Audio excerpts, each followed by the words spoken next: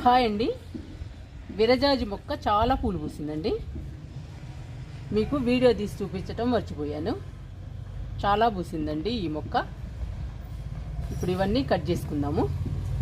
ఇవి కట్ చేసుకుంటే కొత్త చిగుళ్ళు వచ్చి మళ్ళీ పూలు పూస్తుంది. అందుకని కట్ చేస్తున్నాను.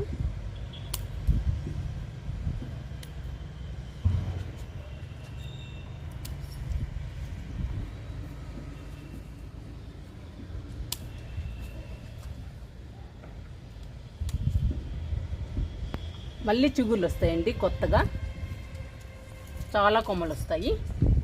మొక్క కూడా పెద్దది అవుతుంది కట్ చేయడం వల్ల. పూలు కూడా బాగా పూస్తుంది. చూసారండి, కట్ చేశాను.